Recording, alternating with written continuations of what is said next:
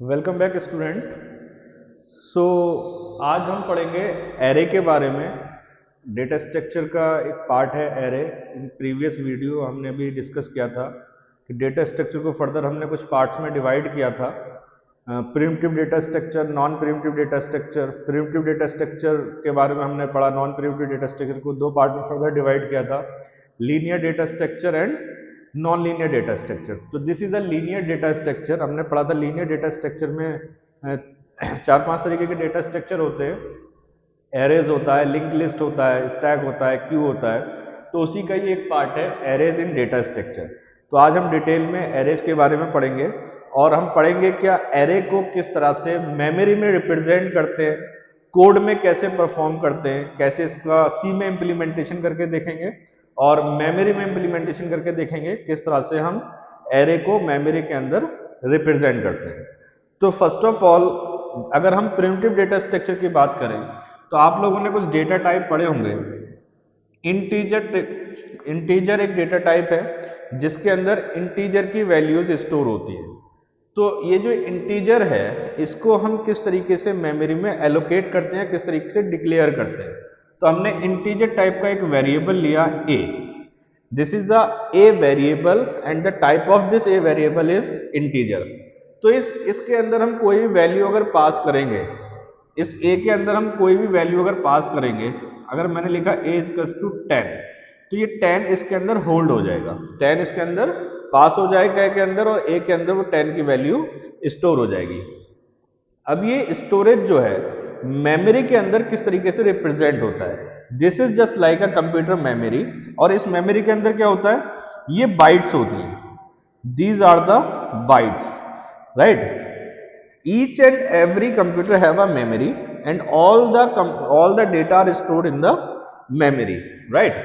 तो अगर हमें इस इंटीजर को इस मेमोरी के अंदर, यानी कि ये a जो है, ये वेरिएबल है a हमारा, ये a कहां पर स्टोर होगा, इस मेमोरी के अंदर। और जो भी वैल्यू इस a के अंदर पास होगी वो इस मेमोरी के अंदर स्टोर हो जाएगी।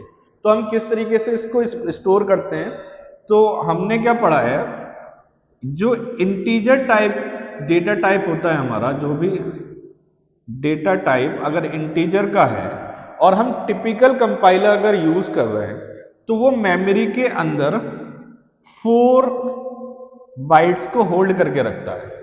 If we are using the typical compiler then the integer value is store hold the 4 bytes storage in a memory. और ये जितने भी हमने यहाँ पर ये बनाए हैं, दीज आर द 1 बाइट।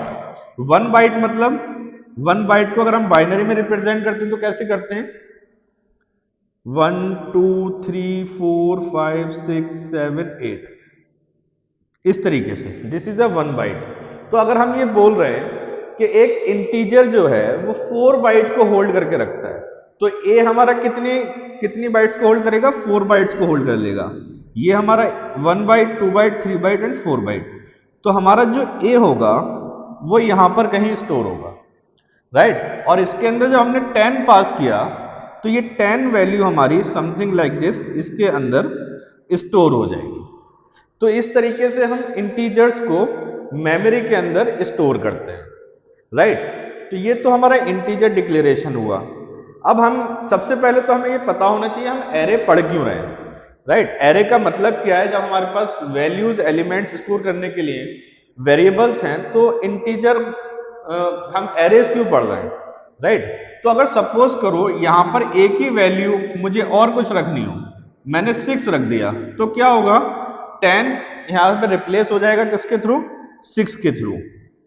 तो यहां पर 6 स्टोर हो जाएगा। मुझे कोई और वैल्यू स्टोर करनी है ए वेरिएबल पे, मैंने यहां पर 12 स्टोर करना है, तो यहां पर क्या होगा, ये इसको रिप्लेस कर देगा और यहां पर 12 स्टोर हो जाएगा। एक तो ये प्रॉब्लम है। दूसरी प्रॉब्लम क्या है, अगर मैं एक ही वेरिएबल के अंदर यहां पर क्या कर पा रहा हूं, मैं सिर्फ एक ही वैल्यू को स्टोर कर रहा हूं। मैंने एक वेरिएबल लिया, उसके अंदर एक वैल्यू, या तो 10 करूंगा मैं, या तो 6 करूंगा, या फिर 12 करूंगा, कोई एक वैल्यू जाएगी। अगर मुझे नंबर ऑफ वैल्यूज स्टोर करनी है, फॉर एग्जाम्पल मेरी क्लास के अंदर 60 स्टूडेंट हैं, मुझे 60 स्टूडेंट्स के रोल नंबर स्टोर करने हैं, तब मैं क्या करूंगा, 60 वेरिएबल्स मुझे लेने पड़ेंगे। जैसे इसी के एग्जांपल में देखें, अगर एक वेरिएबल के लिए मैंने 10 स्टोर करा दिया, दूसरे के लिए 6, तीसरे के लिए 12, इस तरीके से मुझे हर एक स्टोरेज के लिए अलग वेरिएबल लेना पड़ेगा और उसकी अलग वैल्यू स्टोर करानी पड़ेगी। तो इस प्रॉब्लम को दूर करने के लिए हम क्या पढ़ते हैं? एरे पढ़ते हैं, राइट। इस प्रॉब्लम को दूर करने के लिए हम एरे पढ़ते हैं। एरे क्या होता है हमारा? Array is holding a one और more element in a single variable, right. तो एरे का डिक्लेरेशन कैसे होता है? एरे को कैसे डिक्लेयर करते हैं?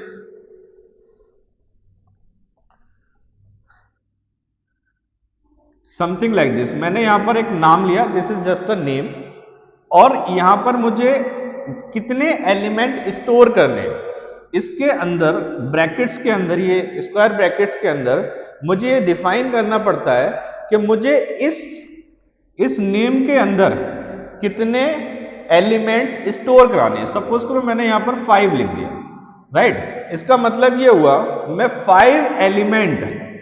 5 एलिमेंट इस वेरिएबल के अंदर, ये जो मैंने नेम लिखा है एरे का, इस वेरिएबल के अंदर स्टोर करा सकता हूं।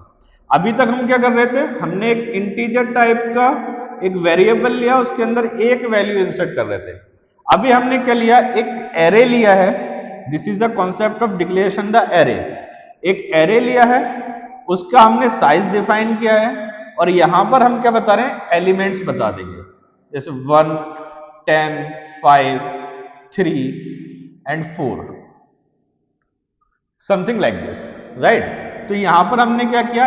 एक ही वेरिएबल के अंदर हमने नंबर ऑफ एलिमेंट्स को इंसर्ट करा दिया। ये डिक्लेरेशन क्या बताता है आपको? This is a name of array, this is a size and these are the element जो हमने इस एरे के अंदर डिफाइन किया। तो इस तरीके से हम एरे को डिफाइन करते हैं। अभी डिक्लेरेशन का और मेथड बताऊंगा। ये हमारा कंपाइलर टाइम डिक्लेरेशन है। रन टाइम पे कैसे डिक्लेयर करते हैं, ये सब चीज हम अभी आगे डिस्कस करेंगे। तो इस तरीके से हम डिक्लेयर कर देते हैं इसके अंदर। अब जैसे मैंने आपको बताया, अगर ये टिपिकल कंपाइलर है तो 4 byte, every element hold a 4 byte, means इसके अंदर हमने क्या देखा? 5 एलिमेंट, इस एरे के अंदर 5 एलिमेंट स्टोर है, तो हमें कितनी मेमोरी इसके अंदर ऑक्यूपाइड होगी? ये जो हमारी मेमोरी है, इसके अंदर कितनी मेमोरी ऑक्यूपाइड होगी टू स्टोरिंग दीज एलिमेंट? तो हमने साइज पता किया पहले, कितना साइज है? 5 साइज है। तो 5 अगर हमारा साइज है किसी भी एरे का, ठीक है, और हम ये मान के चल रहे हैं every size is holding a 4 byte memory, तो कितनी बाइट्स यूज होंगी? 5 into 4 is equal to 20, right. तो मेमोरी के अंदर इन 5 एलिमेंट को स्टोर करने के लिए 20 बाइट्स यूज होंगी, राइट। 20 बाइट्स को हम कैसे अब यहां पर कैलकुलेट करेंगे? अगर यहां पर हम देखें तो हमें अगर ये स्टोर करना हो, हमें ये एलिमेंट मेमोरी के अंदर स्टोर करने हो, तो हर एक एलिमेंट, ये जितने भी एलिमेंट्स हैं, हर एक एलिमेंट 4 बाइट स्टोरेज यहां पर होल्ड करेगा। जैसे 1 है, 1 2 3 4, 1 आपका यहां से यहां तक 1 होल्ड करके रखेगा, 1 2 3 4, 10 आपका यहां पर आ जाएगा, फिर 5, 1 2 3 4, 5 आपका यहां पर आ जाएगा, राइट। तो यहां से यहां तक आपका 1 आया, यहां तक आपका 10 आया। देखो 100 से स्टार्ट किया था हमने, ये क्या है? हमने ये क्या लिखा हुआ है? These are the base address of the memory. Although ये हमने अपनी कैलकुलेशन करने के लिए, ये अंडरस्टैंडिंग के लिए 100, 101, 102 लिख रखा है, बट ये याद रखना आप लोग, ये जो एड्रेस होता है, बेस एड्रेस जो होता है मेमोरी का, वो हमेशा हेक्साडेसिमल फॉर्मेट में होता है। हेक्साडेसिमल मतलब हम इस तरीके से स्टार्ट करते हैं, x लिखते हैं, मल्टीप्लाई का सिंबल लिखते हैं, और यहां पर कोई value 299CFH23 something like this. ये जो एड्रेस होता है मेमोरी का, ये कुछ इस तरीके से डिफाइंड होता है। ये हमने अपनी अंडरस्टैंडिंग के लिए लिख लिया है कि हमारा जो बेस एड्रेस है वो 100 से स्टार्ट हुआ है, तो 100 से 104 तक 4 बाइट हो गए, ये हमने 1 को ऑक्यूपाइड करा दी। 10 हमने क्या किया, 105 से लेके 108 तक, ठीक है, 105 से लेके 108 तक हमने 10 दे दिया। फिर 108 से लेके 1112 तक हमने 5 को दे दिया। फिर यहां पर 1012 से लेकर 116 तक हमने 3 को दे दिया, और 116 से लेके 119 तक 120 तक हमने किसको दे दिया, 4 को दे दिया। तो इस तरीके से आपकी मेमोरी एरे के लिए ऑक्यूपाइड होती है। आपने क्या किया, एक ही वेरिएबल के अंदर 5 एलिमेंट्स को इनपुट कराया, उनको डिक्लेयर किया और उसको मेमोरी में इस तरीके से आपने स्टोर करा दिया। So this is the concept of implementation array in a memory. कि मेमोरी में हम अब इसको अगर हम देखें तो देखो, जो हमारा 1 है, जो हमारा ये 1 है वो यहां पर स्टोर है, जो हमारा 10 है वो यहां पर स्टोर है, जो हमारा 5 है वो यहां पर स्टोर है, जो हमारा 3 है वो यहां पर स्टोर है, और जो हमारा 4 है वो यहां पर स्टोर है। तो इस तरीके से आप मेमोरी के अंदर डेटा को रिप्रेजेंट करते हैं। अब हम इसको पता कैसे करते हैं कि हमारा कौन सा डेटा, कौन सा एलिमेंट किस इंडेक्स पर है, किस मेमोरी लोकेशन पर है। तो इसका एक फॉर्मूला आता है, ये हम अभी 1 डायमेंशनल एरे की बात कर रहे हैं। एक फॉर्मूला आता है इसको फाइंड आउट करने के लिए, मैं वो फॉर्मूला आपको बता देता हूं कैसे हम जो है इस डेटा को, अगर हमें सर्च करना हो, हमें इस डेटा को प्रिंट कराना हो, तो हम किस तरीके से ऐसे प्रिंट करा सकते हैं। तो ये हमारे पास एरे है एक, ये जो हमने ऊपर ले रखा है 1, 10, 5, 3 एंड 4, 0, 1, 2, 3 एंड 4, ये हमने इंडेक्स किया है। This is a index and these are the element, these are the element. अब मुझे किसी भी एक एलिमेंट को फाइंड आउट करना हो इस एरे के अंदर, जैसे मुझे 3 को फाइंड आउट करना है, तो इंडेक्स को हम i से स्टोर करते हैं। i को हमने किससे इनिशियलाइज कर रखा है, 0 से कर रखा है। हमारे पास i क्या, हमें किस एलिमेंट को फाइंड आउट करना है, 3 को। 3 कहां पर है, 3 इंडेक्स पर है, तो हमने 3 लिखा i की वैल्यू। अब हमें क्या पता होता है, हमें हमेशा बेस एड्रेस हमेशा हमें पता होगा। जैसे ही हमने कोई एरे डिक्लेयर किया, 5 साइज का किया, 10 साइज का किया, 50 साइज का किया, डजंट मैटर, जैसे ही आपने कोई एरे डिक्लेयर किया, उसका साइज डिक्लेयर किया, तो स्टार्टिंग में जो एड्रेस एलोकेट होता है फर्स्ट बाइट का, इस पूरे एलिमेंट के लिए 100 से लेके 119 तक या 120 तक हमने जो है 119 तक जो है हमने एरे का साइज डिक्लेयर किया।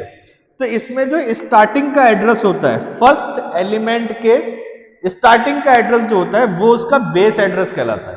तो ये बेस एड्रेस हमेशा हमेशा गिवन होगा, जैसे यहां पर हमारे केस में 100 है, राइट। तो 100 एड्रेस हमें गिवन है, आई की वैल्यू हमें गिवन है। तो किसी एक इंडेक्स पे हमें कोई एलिमेंट फाइंड आउट करना हो तो क्या लिखेंगे हम लिखते हैं base address plus index into size of the element, ठीक है, size of the data type, size of the data type.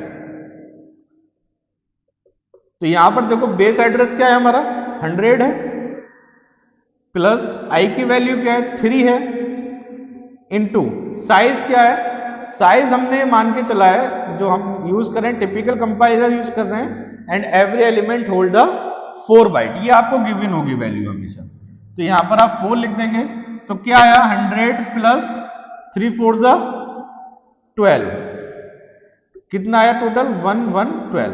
तो देखो 1112 पे क्या है, यहां से स्टार्ट हो रहा है एड्रेस और यहां तक है 116 तक, क्या हमें मिला 3 इंडेक्स पे क्या है 3 है, तो आंसर क्या आ जाएगा आपका 3 आंसर आपको मिल जाएगा। यानी कि ये हुआ थर्ड इंडेक्स पर जो एलिमेंट है वो 3 है। इस तरीके से आप अपना एड्रेस फाइंड आउट कर सकते हैं।